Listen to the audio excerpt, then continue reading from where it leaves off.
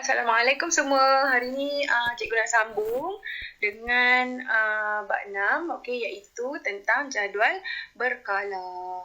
Jom kita tengok apa yang kita nak belajar dalam topik yang pertama. So subtopik yang pertama adalah tentang pengelasan unsur. So di mana kita akan belajar tentang jirim, yang mana semua jirim ni diasaskan oleh zarah yang paling kecil yang dinamakan atom. Dan kemudian kita nak boleh bezakan antara atom, molekul. Dan kemudian kita juga nak belajar tentang unsur dan juga sebahagian. Alright. Dan selepas tu bolehlah kita berkenalan dengan bahan logam dan bukan logam yang terdapat di dalam jadual berkala. So dalam pelajaran yang lalu ni kita memang dah belajar kan. So yang pertama sekali kita dah belajar tentang jirim. So kalau kita tengok jirim ni sebenarnya merupakan bahan yang mempunyai apa tu kelas? Mempunyai jisim dan juga memenuhi ruang. So dalam bab 5, ini bab 5 ni. Memang kita dah belajar tentang jirim. So dalam bab 6 ni kita nak bedah siasat. Macam tu.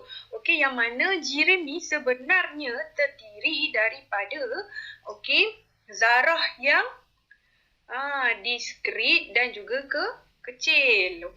So kalau orang kata zarah kecil dan diskrit ni dia ada nama yang lain, yang mana dipanggil atom. So kena ingat. So atom merupakan zarah yang paling kecil. Zarah ni terdapat kat mana? Ada pada semua jirim. Alright. So mesti kamu tertanya, apa yang kita katakan sebagai atom? So atom ni tadi cikgu dah terangkan. So merupakan zarah terkecil yang kita tak boleh tengok dengan mata kasar kita. So untuk pengetahuan kamu, atom ni sebenarnya kita boleh bahagikan kepada 3 bahagian. So 3 zarah atom ni bermaksud 3 bahagian. Yang pertama kita ada proton, yang kedua bernama neutron dan yang ketiga bernama elektron. Di mana kedudukan ketiga-tiga bahagian dalam atom kita ni? So pada umumnya ini merupakan satu atom kita. Inilah rupa atom kita. So yang di dalam orbit ni, nampak macam orbit ni kan? So ini adalah kita punya apa? Kita punya elektron. Di bahagian tengahnya ada 2 bahagian, iaitu terdiri daripada proton dan yang ini pula adalah terdiri daripada neutron. So untuk pengetahuan kamu, hanya elektron yang boleh bergerak. Sebab tu elektron ni kelihatannya seperti sedang mengelilingi proton dan neutron. Alright. So itu adalah 3 bahagian atom. So atom ni juga boleh menjadi cas. So cas tu apa? Dia macam bilangan elektron dengan bilangan proton tu tak sama banyak. Contoh yang pertama, dia akan jadi cas negatif sekiranya bilangan elektron, yang ni elektron kita ni, adalah lebih daripada bilangan proton. Contohnya elektron ada 5, proton ada 4. So dia akan jadi negatif lah cas dia. So katakan lagi satu kes yang kedua. Bila mana bilangan protonnya lebih daripada bilangan elektron. So dia akan jadi cas positif. So kalaulah kita ada bilangan elektron dan proton yang sama, so sifat atom tu dia akan menjadi neutral. Dapat tak? So itu adalah tentang atom, iaitu zarah yang paling kecil. Zarah paling kecil ni terdapat dekat mana? Dekat jirim. Seterusnya. Takkanlah nak ada satu je kan? So bila satu kita panggil atom. Apa jadi kalau atom tu bergabung sesama mereka? So ianya akan dipanggil molekul. Okey, di mana atom bergabung secara kimia. Contohnya apa? Contohnya ini molekul air. Di mana okey, ini adalah hidrogen dan yang warna merah ini adalah oksigen. So nampak tak? Kita ada gabungan dua jenis atom yang berbeza. Okey. So bila gabung dua atau lebih atom ni, jadilah molekul. So kita boleh cakap macam ni lah. Molekul ni adalah beberapa atom yang bergabung secara kimia. So kalau ada banyak lebih daripada satu, kita tak panggil atom dah. Kita panggil molekul. Okay, so ada macam-macam lah contoh molekul. So boleh beza tak antara atom dengan molekul tadi? Saya harap kamu semua boleh bezakan. So yang paling senang sekali kita nak ingat, atom yang paling kecil. Tapi molekul ni pula adalah gabungan beberapa atom. Okay, so biasanya atom akan wujud dalam unsur. Jadi kita tengok apa maksud unsur, dan molekul pula dia akan wujud dalam bentuk sebatian. Okay, itu adalah tentang atom dan juga molekul. So ada kat mana ni atom dengan molekul? Semua sekali tu ada dalam jirim kita.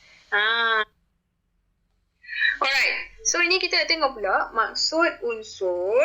Okay, so tadi cikgu kata unsur ni adalah gabungan satu jenis zarah sahaja. Nampak? Unsur mempunyai satu jenis zarah sahaja. Contoh macam karbon ni. Nampak tak? Karbon ni adalah mata pensel kita. Okay, so bila mata pensel bermakna, okay, dia terdiri daripada hanya atom-atom karbon. Nampak? Atom karbon. Semua ni atom karbon. So, mereka merupakan sejenis unsur. Okay, kalau tong hidrogen pula, ni maybe dia pun nak gunakan untuk fill in balon ke, kan?